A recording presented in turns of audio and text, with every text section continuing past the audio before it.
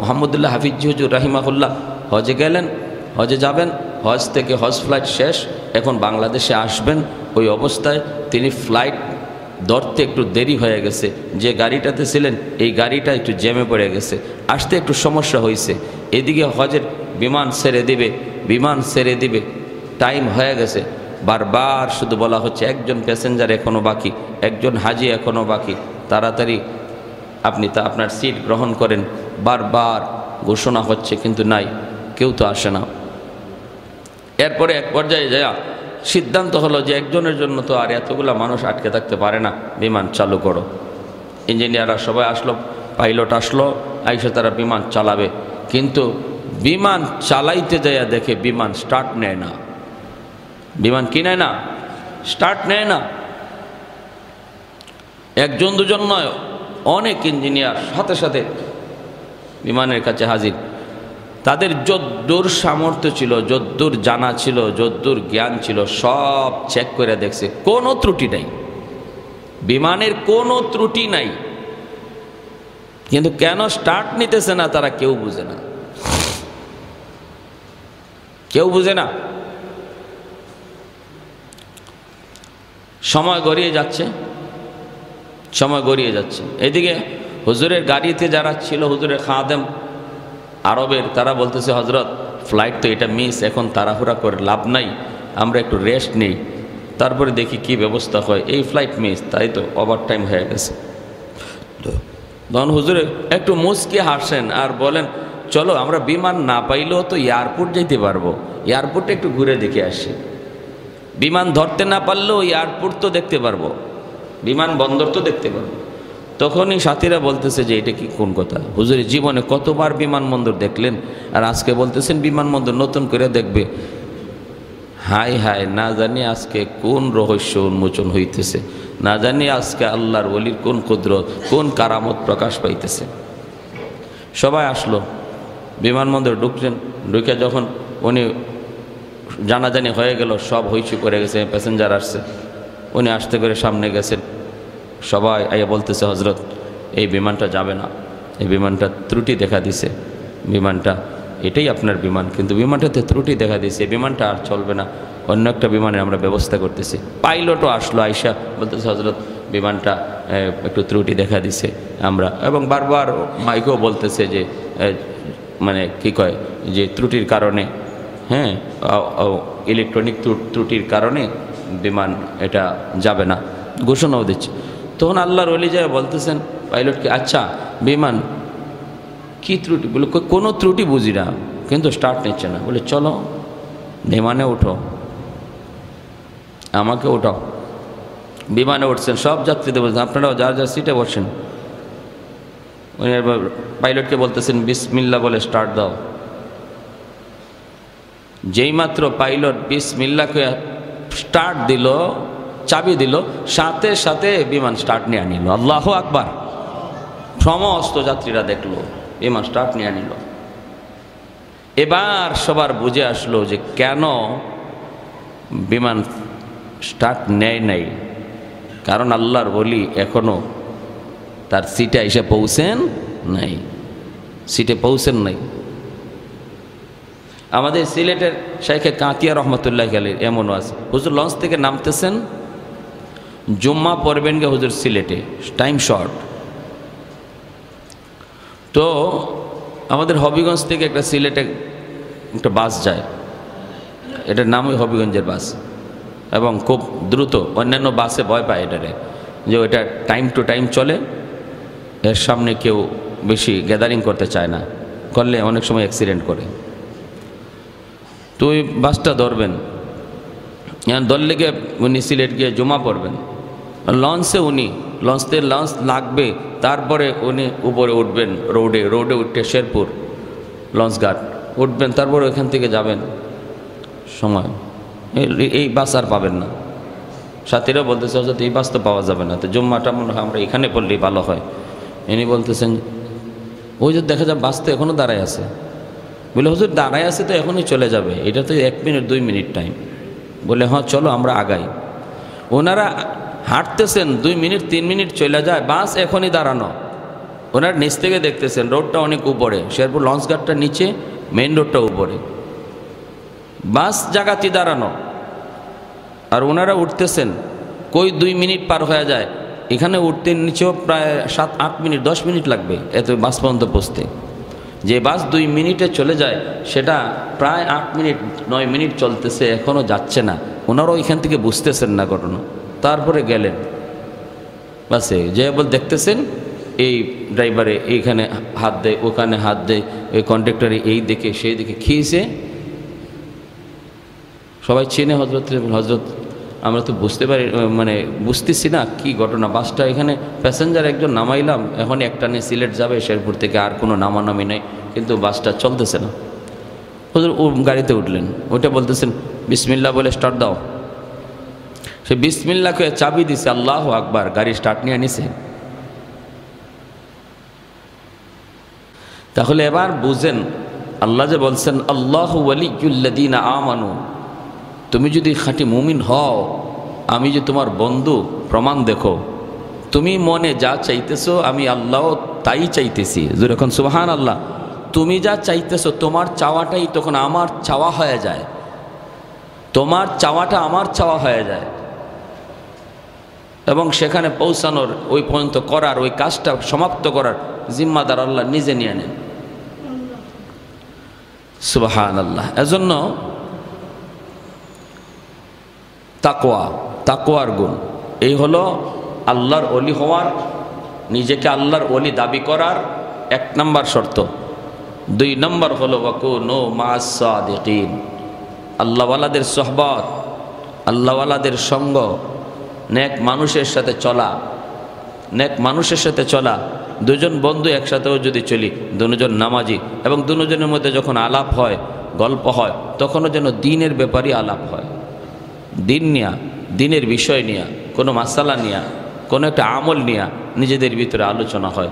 একজনে একটা ভুল দেখলে আরেকজন সংশোধনের নিয়তে বলে দেয়, দোস্ত তোমার এইভাবে চলাটা ঠিক না, বা ওই কাজটা ঠিক না, হ্যাঁ তোমাকে কিন্তু আজকে মসজিদে জামাতে দেখি নেই, আমি কিন্তু জামাতে এসেছি। এইভাবে যদি অন্তত 2 জনের ভিতরে একটা সম্পর্ক থাকে, আশা করা যায় আল্লাহ সমস্ত ফিতনা থেকে আল্লাহ তারে বাঁচায়া, আল্লাহ তারে গুনার পরিবেশ থেকে বাঁচায়া আল্লাহর ওলি দাবি করার যোগ্যতা তার ভিতরে আল্লাহ দান করবেন। জোরে বলি সুবহানাল্লাহ। হযরত ওমর ফারুক রাদিয়াল্লাহু তাআলা আনহু মদিনার মসজিদে মিম্বর, মসজিদে নববীর মিম্বরে বসে ওমর ডাক দিয়া বলেন, সঙ্গে সাথীরা একটু বলো তো দেখি, আল্লাহর কালামের ভিতরে জায়গায় জায়গায় শুধু তাকওয়ার কথা এসেছে, মুত্তাকি হওয়ার কথা এসেছে, কিন্তু তাকওয়া কাকে বলে, কোন জিনিসকে তাকওয়া বলে আমাকে একটু বোঝাইবানি। আজকের সংসদের কোনো আলোচনাই হবে না তাকওয়ার পরিচয় না যাই না।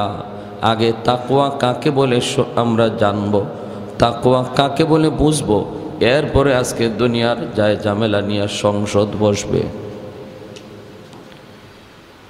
সমস্ত সাহাবায়ে কেরাম, খলিফাতুল মুসলিমিন, আমিরুল মুমিনিন হযরত ওমর ফারুক রাদিয়াল্লাহু তাআলা আনহুর সামনে নীরব নিস্তব্ধ, কেউ কোনো কথা বলেন না। কারণ তাকওয়া কাকে বলে এই প্রশ্নের জবাব আমাদের চেয়ে ওমর অবশ্যই কম জানেন না, বেশি জানেন, বেশি জানেন। যার ব্যাপারে মায়ার নবী বলেন, আমি নবীর পরে যদি কেউ নবী হতো সে উমর। জোরে বলি সুবহানাল্লাহ। আমি নবীর পরে যদি কেউ নবী হতো সে উমর। কত বড় সার্টিফিকেট আল্লাহর নবী দিলেন, যার মতের উপরে আল্লাহ নিজের মত প্রকাশ করে কোরআনের আয়াত নাজিল করেছেন একাধিক জায়গায়। জোরে বলি সুবহানাল্লাহ। আল্লাহ তার হাবিবের কাছে এই কথা জানাইছেন, বন্ধু আজকের মজলিসে যেই মত উমর দিয়েছে আমি আল্লাহ সেই মতে মত। তাহলে কেমন দামি মানুষ, কেমন দামি মানুষ।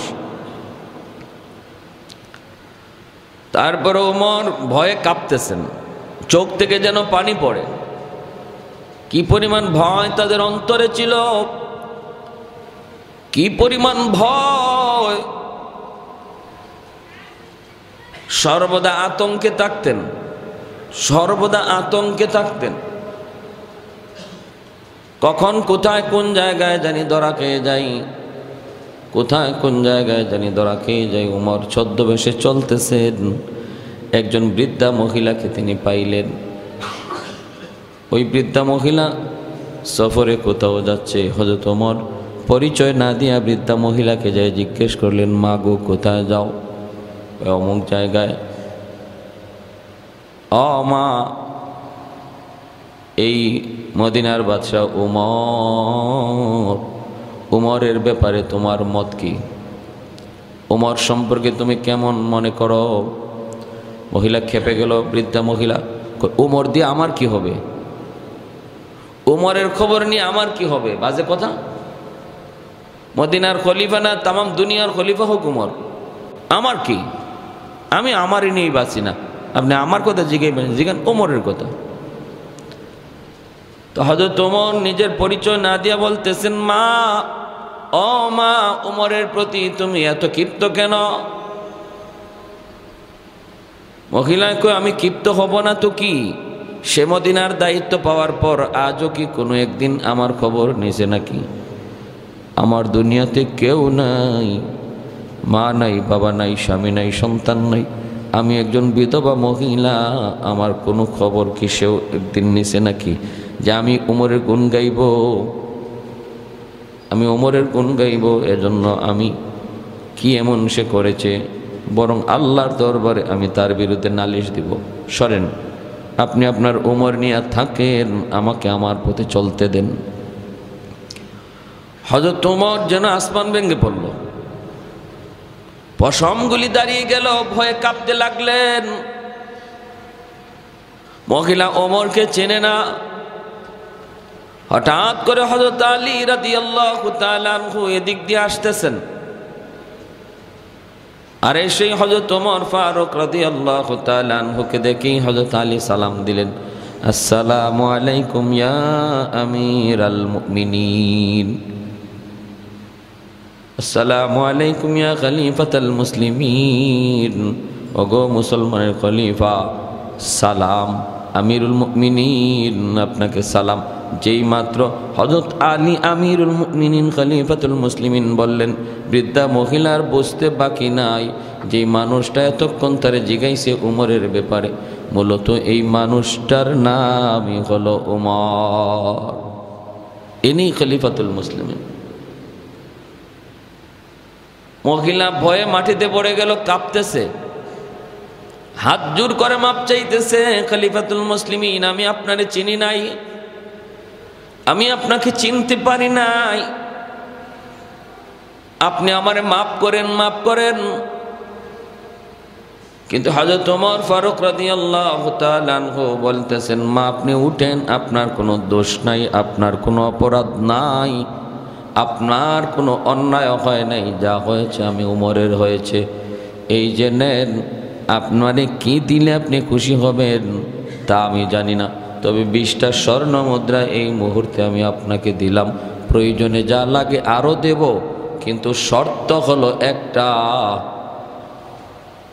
আমাকে কাগজে লিখে দাও, চামড়ায়, পশুর চামড়ায় লিখে দাও, ওমর হাসরের ময়দানে আমি তোমার বিরুদ্ধে কোনো নালিশ দিব না।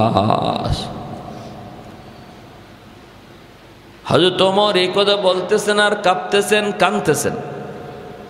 মহিলার কাছ থেকে স্বাক্ষর নিয়ে নিলেন। এতটা ভয়, এতটা ভয়। সেই ওমর মদিনার মসজিদের মিম্বরে বসে বলেন, সাহাবীরা আজকে শোনো, ও নবীর সাহাবীরা শোনো, আজকে কোনো কাজ, আজকে কোনো পরামর্শই চলবে না দুনিয়ার, সব কাজ পরে আগে আগে আলোচনা করো, আমাকে বোঝাও, আমি ওমরকে বোঝাও তাকওয়া কাকে বলে, কোন জিনিসের নাম তাকওয়া, যা অর্জন করার দ্বারা নিজেকে আল্লাহর বন্ধু হিসাবে দাবি করা যায়। আল্লাহ তো বন্ধু বলে দিছেন, কিন্তু আমি আল্লাহর বন্ধু কিনা এই কথা বলার দাবি সেই করতে পারবে যার কাছে 1 নম্বর গুণ তাকওয়া থাকবে। এজন্য হযরত ওমর বলেন, তাকওয়া কারে কয়? আমি ওমরকে বুঝাও, আমি ওমরকে বুঝাও, নতুবা আজকে সমস্ত কাজ এখানে আটক। যেই মাত্র হযরত ওমর এই কথা বলেন, কেউ কথা বলে না। তখনই একজন সাহাবী হযরত উবাই ইবনে কাব রাদিয়াল্লাহু তাআলা আনহু, তিনি কারি সাহেব কোরআন তেলাওয়াত করতেন খুব সুন্দর করে, খুব সুন্দর কোরআন তেলাওয়াত জানতেন। হযরত উবাই ইবনে কাব রাদিয়াল্লাহু তাআলা আনহু কোরআন তেলাওয়াত করতেছেন, মায়ার নবী পিছনে আইসা নড়াচড়া না করে গোপনে দাঁড়ায়া দাঁড়ায়া আল্লাহর নবী হযরত উবাইয়ের জবানে কোরআন তেলাওয়াত শুনতেছেন। হযরত উবাই ইবনে কাব বলেন, আমি বুঝতেছিলাম কে যেন আমার পিছনে দাঁড়ানো, কিন্তু ভাবতে পারি নাই যে রহমতের নবী, যেই নবীর উপরে কোরআন নাজিল হয়েছে সেই নবী আমার জবানে কোরআন শুনতেছেন, এটা আমি ভাবতে পারি নাই। হঠাৎ করে পিছনে তাকে যেই দেখছি আল্লাহর নবী, তখনই আমার হাত পা সব ছেড়ে দিছে। আল্লাহ নবী বলেন, উবাই কেন বন্ধ করেছো? তেলাওয়াত করো, তেলাওয়াত করো। হযরত উবাই ইবনে কাব বলেন, ইয়া রাসূলুল্লাহ, কোরআন যার উপরে নাজিল হয়েছে তার সামনে কেমন করে কোরআন পড়ি গো নবী? আল্লাহর নবী বলেন, রে উবাই, তোমার জবানে কোরআন তেলাওয়াত শুনতে আমার আল্লাহ আমাকে বলেছে। উবাই ইবনে কাব বলে, ইয়া রাসূলুল্লাহ, আল্লাহর পবিত্র জবানে আমি উবাইয়ের নামটাও কি আল্লাহ নিয়েছেন নাকি? তখনই আল্লাহর নবী বলে, উবাই বিশ্বাস করো, আল্লাহ তোমার নাম ধরে আমাকে বলেছেন। জোরে বলি সুবহানাল্লাহ। এত মর্যাদা, এত সম্মান সে উবাই ইবনে কাব রাদিয়াল্লাহু তাআলা আনহু, তিনি বলতেছেন যে খলিফাতুল মুসলিমিন, আমি বলি তাকওয়া কাকে বলে? কোনো আলোচনাই চলতেছে না, সব নীরব বসে রয়েছে, কেউ কোনো জবাব দেয় না, কেউ কোনো সাহস করে কিছু বলে না। ওমরও নিজের থেকে বলেন না। উবাই ইবনে কাব বলতেছেন, আমি বলি তাকওয়া কাকে বলে? বলে, হ্যাঁ বলেন, আপনি বলেন। আপনি দীর্ঘদিন নবীর পাশে, নবীর কাছাকাছি ছিলেন, আল্লাহ নবীকে কোরআন তেলাওয়াত জীবনে বহুবার শোনাইছেন, বলেন তো দেখি। তখন উবাই ইবনে কাব বলেন, তাকওয়া এক্সাম্পল দিয়ে বুঝাই, বলুন আপনি কি জীবনে কখনো এমন কোন রাস্তা, সরু চিকন রাস্তা দিয়ে গেছেন যে রাস্তার দোনো পাশে ছিল কাটা, আর রাস্তাটা একজন মানুষ চলাচল করার মতো, দোনো পাশে জঙ্গল, আর জঙ্গলে বিষাক্ত কাটাগুলি এইভাবে রাস্তামুখী, এই রাস্তার মাঝে আপনি রাস্তা পার হইতেছেন, এমন কি জীবনে কখনো হয়েছে? হযরত উবাই ইবনে কাব ওমরকে বলতেছেন। হযরত ওমর বলেন, হ্যাঁ হয়েছে। হ্যাঁ ঠিক আছে, তাহলে এবার আমার প্রশ্ন হলো, বলুন তো দেখি ওই রাস্তাটা আপনি কিভাবে পার হলেন? হযরত ওমর বলেন, আমি খুব সতর্কতার সাথে পার হয়েছি, কারণ যদি একটু অসতর্ক হই তাহলেই তো কাটা শরীরে বিদ্ধ হবে। আবার নিজের শরীরটারে সতর্কতা কেমনে করছেন? বলে শরীরটারে একদম এইভাবে ছোট করে ফেলাইছি, হাতগুলোরে গোটায় বডিটারে একদম ছোট করে ফেলাইছি। যদি এইভাবে করি আমরা বডি ছোট হয়ে যায়, এরকম যদি করি বডিটা একটু বড় হয়। হযরত ওমর বলেন, আমার বডিটারে এইভাবে একদম সংকুচিত করে ফেলেছি যেন কোনো কাটা গায়ে না লাগে, আর সতর্কতার সামনে সামনে অগ্রসর হয়েছি।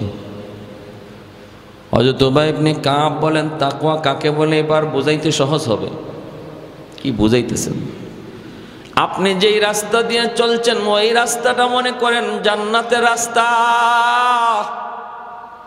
এটা সিরাতে মুস্তাকিমের রাস্তা। এই রাস্তাটাই হলো আল্লাহকে পাওয়ার রাস্তা, এই রাস্তাটাই হলো আল্লাহ পাকের বন্ধুত্বতার রাস্তা। এই রাস্তার দোনো পাশে যে কাঁটাগুলি দেখেছেন, জান্নাতের ওই রাস্তাটা অতি চিকন, দোনো পাশে জঙ্গল, বিষাক্ত কাঁটাগুলি এইভাবে যে রয়েছে, এগুলা হলো সব গুনার কাঁটা। হারাম গুনার কাঁটা, কবিরা গুনার কাঁটা, জিনার গুনাহ, সুদের গুনাহ, ঘুষের গুনাহ, চুগলখুরির গুনাহ, গীবতের গুনাহ,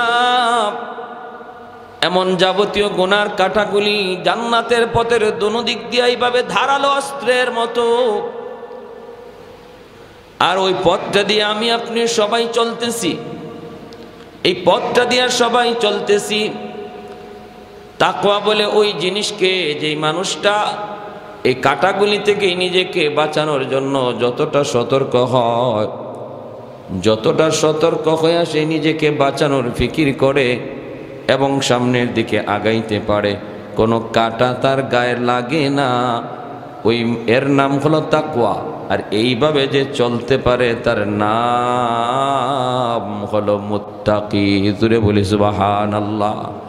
তার শরীরের মধ্যে বিষাক্ত কোনো কাঁটা লাগতে দেয় না, হারামের কাঁটা লাগতে দেয় না, সুদের কাঁটা লাগতে দেয় না, ঘুষের কাঁটা লাগতে দেয় না, মিথ্যার কোনো কাঁটা লাগতে দেয় না, জিনা ব্যভিচার মদ গাঞ্জা ইয়াবা হারাম কোনো বস্তুর কাঁটা গায়ে লাগতে দেয় না। সতর্কতার সাথে সামনে অগ্রসর হয়। এর ধরনটা ভিন্ন। কেউ হাঁটতে যায় তার গায়ে কাঁটা একটাও লাগে না, সে 1 নম্বর দরজার মুত্তাকি। কেউ হাঁটতে যায় 2-1টা কাঁটা লেগে যায়, সে 2 নম্বর স্তরের মুত্তাকি। কেউ হাঁটতে যায় তার গায়ে 4-5টা কাঁটা লেগে যায়, সে 4 নম্বরে এরকম মুত্তাকির স্তর। যেই মানুষটা কাঁটাবিদ্ধ হওয়ার পরও এখানে পড়ে না থেকে তওবা করে সামনের দিকে অগ্রসর হয়, সে যেই মানুষটা জান্নাতের এই পথ দিয়ে আগাবে, প্রত্যেকেই আল্লাহকে পাবে। কিন্তু কেউ কাঁটা মুক্ত অবস্থায় সবার আগে আল্লাহর কাছে যাবে, আর কেউ জীবনে 1-2টা কাঁটা বিদ্ধ হইয়া একটু পরপর আল্লাহর কাছে পৌঁছাবে। এর নাম হলো তাকওয়া, এর নাম মুত্তাকি। আর মুত্তাকির স্তর এইভাবে নির্ণয় হয়েছে, কেউ 1 নম্বরের মুত্তাকি, কেউ একটু পরের স্তরের মুত্তাকি। হাফিজ হুজুর রাহিমাহুল্লাহ বহুত বড় আল্লাহর ওলি ছিলেন, যার নাম ছিল মুহাম্মদুল্লাহ হাফিজি, নাম ছিল মুহাম্মদুল্লাহ হাফিজি। কিন্তু হাফিজি কেন বলা হতো?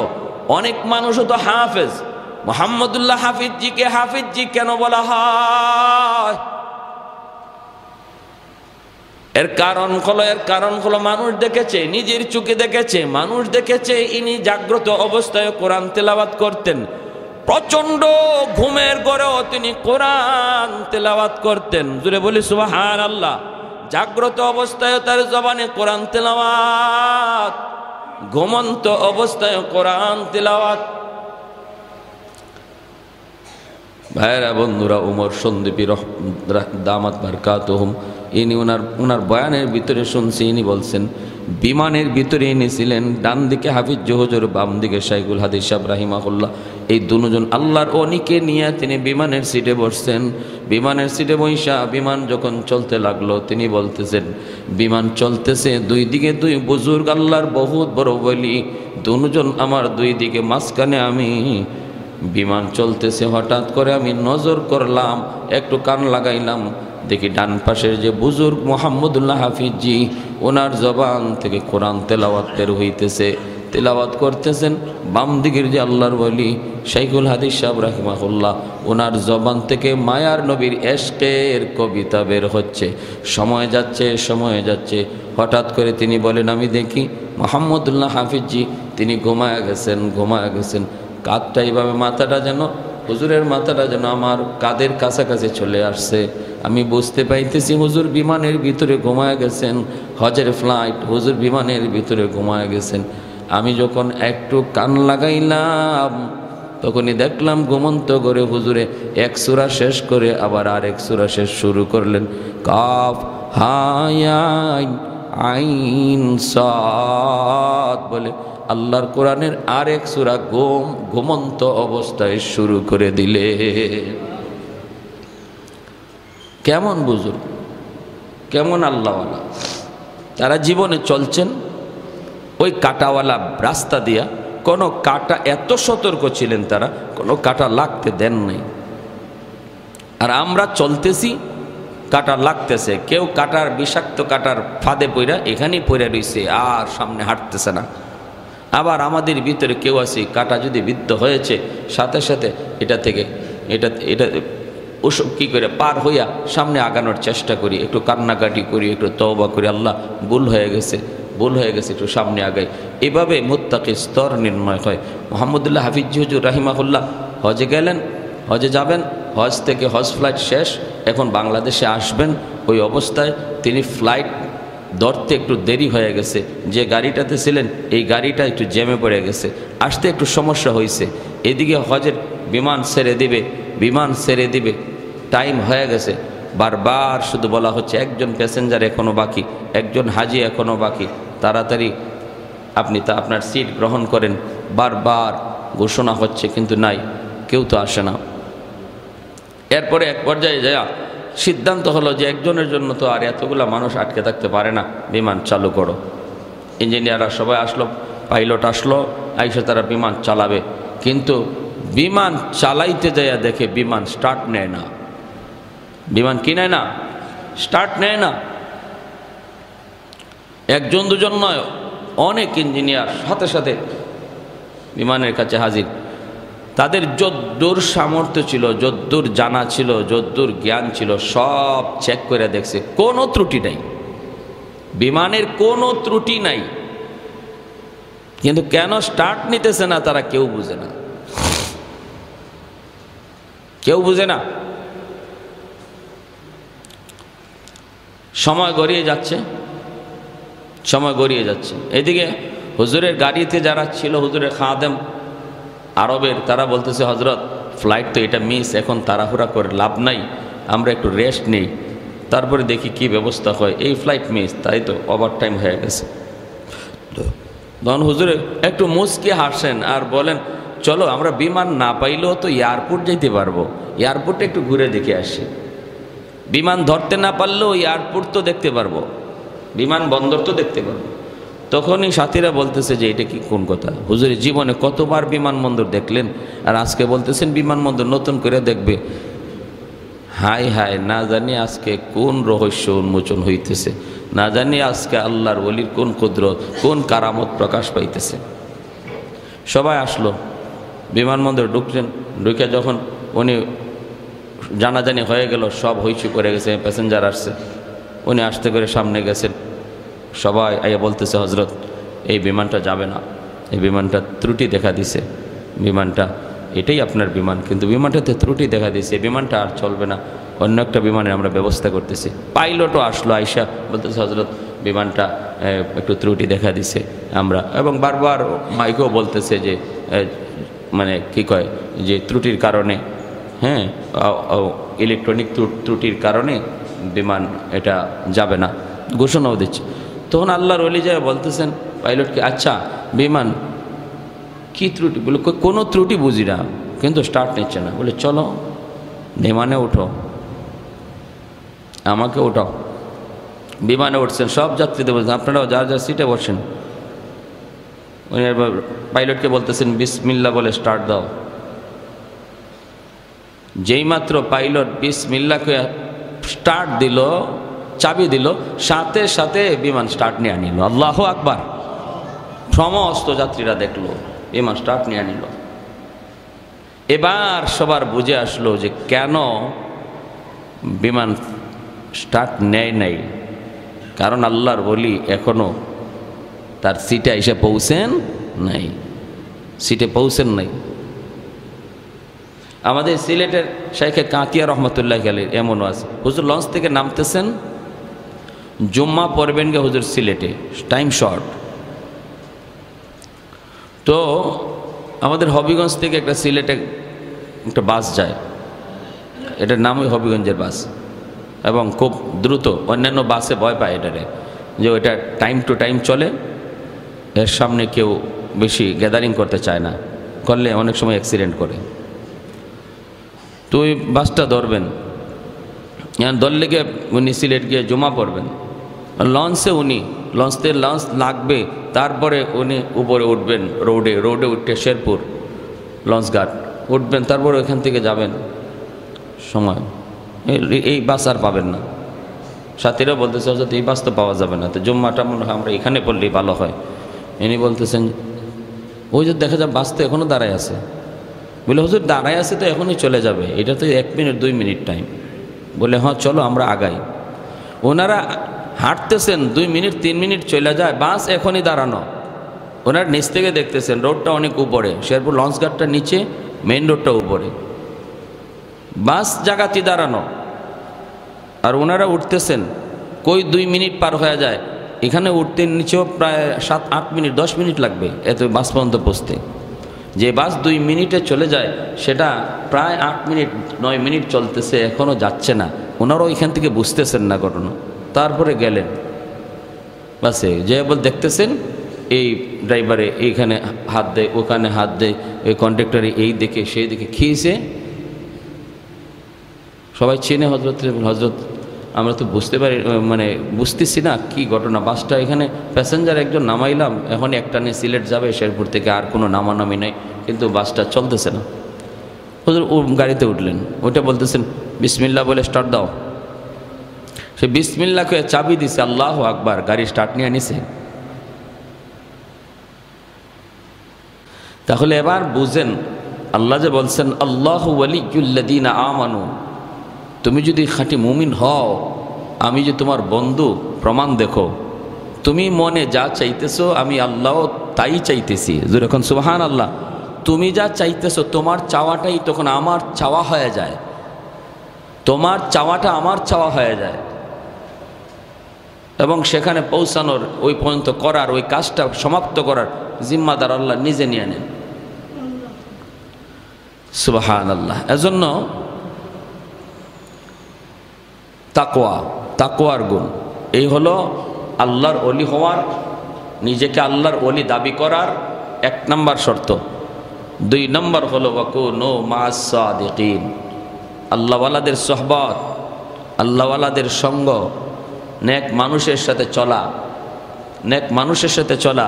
2 জন বন্ধু একসাথেও যদি চলি, 2 জন নামাজি, এবং 2 জনের মধ্যে যখন আলাপ হয়, গল্প হয়, তখনও যেন দিনের ব্যাপারই আলাপ হয়, দিন নিয়া, দিনের বিষয় নিয়া, কোনো মাসালা নিয়া, কোনো একটা আমল নিয়া নিজেদের ভিতরে আলোচনা হয়।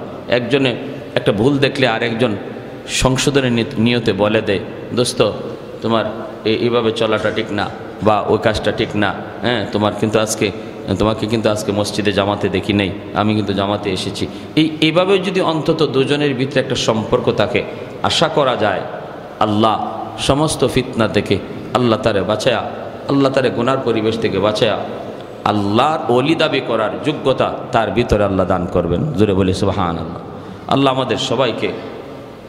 আমাদের সবাইকে এই ক্ষণস্থায়ী জীবনের, অল্প হায়াতের জীবনে, সামনের যে কটা দিন বাকি আছে, জানি না কার হায়াতের কতদিন বাকি, কে কখন দুনিয়া থেকে যাই, বাবা আগে যায় না ছেলে আগে যায় কেউ জানে না। তো এতটুকু সময়ের ভিতরে আমরা এই 2টা গুণ অর্জন করার চেষ্টা করি। অন্তত গোনা থেকে কিভাবে বেঁচে থাকা যায়, কিভাবে বেঁচে হয়, যদি ভুলে যদি হয়ে যায়, অনিচ্ছায় যদি হয়ে যায়, তাহলে এসে থেকে সাথে সাথে কান্নাকাটি করা, তওবা করা, সামনের পথে আগায় যাওয়া। আর নামাজি দিনদার মানুষ, বিশেষ করে উলামায়ে কেরামকে দিল থেকে মহব্বত করা, এবং তাদের আওয়াজ পেলে তারা এখানে আসছেন বা ওখানে আসবেন, এই ধরনের কোনো মজলিস, উলামায়ে কেরামের মজলিস শুনলে সেখানে মহব্বতের সাথে, তাজিমের সাথে, শ্রদ্ধা ভক্তির সাথে সেখানে হাজির হওয়া, দিল থেকে ভালোবাসা, তাহলে আল্লাহ এই দৌলতটা আমাকে দান করবেন, এই যোগ্যতা আমাকে দান করবেন যে আমিও বলবো আল্লাহ আমিও তোমার বন্ধু, তুমি যেমন বলেছো তুমি আমার বন্ধু, এবার আমিও বলতেছি আমি তোমার বন্ধু। আল্লাহ আমাদের সবাইকে আমল করার তৌফিক দান করুন। আজকে এই মনে হয় পাটেরবাগ মসজিদে, পাটেরবাগ মাদ্রাসায়, মিজান শাহ হুজুরের মাদ্রাসা মাহফিল আছে। আমি এখানে বয়ান করব 9টা 9:30 দিকে, মাগরিব পরে বয়ান করব আল্লাহ যদি করা ইনশাআল্লাহ, এই কুচিয়ামরা ব্রিজের কাছে। তারপর এখানে বয়ান করে এখানে আসব। আপনাদেরকে উনি দাওয়াত করেছেন, সবাই থাকবো ইনশাআল্লাহ, এবং উলামায়ে কেরামের কথা শুনবো। এশার আগেই আমরা চলে যাব, মাগরিবের পর থেকেই। মাগরিবের পরে বয়ান করবেন কে? মিজান মাকসুদ সাহেব, ও সরাইল মসজিদের খতিব সাহেব, বহুত বড় আলেম, বহুত বড় আলেম, বহুত বড় শেখুল হাদিস, এবং আমার অত্যন্ত শ্রদ্ধার মানুষ। কিছু কিছু শুধু খালি ওনার শুধু কথা না, ওনার ভিতরে অনেক এলেম, অনেক জান্নেওয়ালা মানুষ, আমলি মানুষ। আমাদের সিলেটের বাড়ি জকিগঞ্জ। তো উনি বয়ান করবেন মাগরিব পরে ইনশাআল্লাহ। আমরা মাগরিবের সময় থাকার চেষ্টা করব, শ্রদ্ধা নিয়া, ভক্তি নিয়া, এবং কিছু একটা পাওয়ার নিয়তে। আল্লাহ আমাদেরকে তৌফিক দান করুন। যারা সুন্নত পড়ি নাই 4 রাকাত ক্বাবলাল জুমা পড়ুন।